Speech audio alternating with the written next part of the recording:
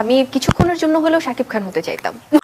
ভালোবেসে ঘর বেঁধেছিলেন ঢাকাই সিনেমার চিত্রনায়ক শাকিব খান ও চিত্রনায়িকা শবনম বুবলী। 2018 সালে গোপনে বিয়ে করেন এই জুটি। 2 বছর পরই তাদের সংসার আলো করে আসে একটি পুত্র সন্তান। সন্তান জন্মের পর থেকেই দূরত্ব বাড়তে থাকে শাকিব বুবলীর মাঝে। এক পর্যায়ে আলাদা থাকতে শুরু করেন এই দম্পতি। বুবলীর সঙ্গে বর্তমানে কোনো সম্পর্ক নেই বলে শাকিব দাবি করলেও নায়িকার দাবি তাদের মধ্যে এখনো বিচ্ছেদ হয়নি, যে কারণে প্রায়শই নিজেদের কর্মকাণ্ড কিংবা মন্তব্যে সংবাদের শিরোনাম হন এই দুই তারকা। সম্প্রতি ঈদ পরবর্তী এক অনুষ্ঠানে হাজির হয়েও বুবলীর মুখে শোনা গেল শাকিব খানের কথা। ওই অনুষ্ঠানে বুবলীর সঙ্গে হাজির ছিলেন চিত্রনায়ক জিয়াউল রোশান, যেখানে ব্যক্তি জীবন, নিজেদের সিনেমা ও অভিনয় প্রসঙ্গে কথা বলেন নায়ক নায়িকা। অনুষ্ঠানের ওই এক ফাঁকে উপস্থাপিকা বুবলীকে প্রশ্ন করেন, যদি ঘুম থেকে উঠে দেখেন আপনি একজন নায়ক কিংবা নায়িকা হয়ে গেছেন, তাহলে সেটা কে হতে চাইবেন?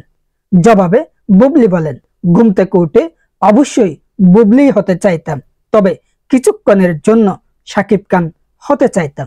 কি কি চলে তার ব্রেনে সেটা বোঝার জন্য, এটা আসলে দরকার। এ সময় উপস্থাপিকা বুবলীকে উদ্দেশ্য করে পাল্টা প্রশ্ন করেন, এত বছর একসঙ্গে থেকেও এটা বোঝা যায়নি?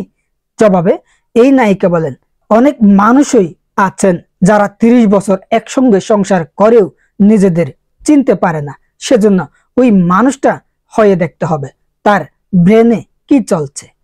একই প্রশ্ন রোশনকেও করেন উপস্থাপিকা। জবাবে এই নায়ক বলেন, আমি আয়নার সামনে দাঁড়িয়ে সালমান শাহকে দেখতে চাইতাম, তার মতোই হতে চাই। ওই সময়ে সে যে স্টাইল করতেন সেটা এখনকার অভিনয় শিল্পীরা করেন। এবারের ঈদে মুক্তি পেয়েছে শবনম বুবলী ও জিয়াউল রোশানের রিভেঞ্জ সিনেমা। সোনান মাল্টিমিডিয়া প্রযোজিত এই সিনেমায় আরো অভিনয় করেছেন দীপা খন্দকার, নিশা সওদাগর, সীমান্ত সহ অনেকেই। এ নিয়ে নায়িকা শবনম বুবলী আলোচনার কেন্দ্রবিন্দুতে রূপ নিয়েছে। তিনি প্রতিনিয়তই কোনো না কোনো বিষয় নিয়ে শাকিবকে জড়িয়ে আলোচনায় থেকে যাচ্ছেন। তার যেন কমতি নেই আলোচনাতে। তার সিনেমা যেমন আলোচিত হচ্ছে, তেমনি হয়তো শাকিব ইস্যুতেও তার যেন কমতি নেই। এভাবেই চলছে চলচ্চিত্র অঙ্গনগুলো। চলচ্চিত্রে একের পর এক ভাইরাল বিষয়গুলো আলোচিত বেশি হচ্ছে। বিশেষ করে নায়ক নায়িকারা কে কাকে ডিভোর্স দিচ্ছেন, কে কাকে বিয়ে করছেন, আবার কে কার স্ত্রীকে নিয়ে আসছেন, এসব বিষয়গুলো বেশি আলোচনায় থাকে।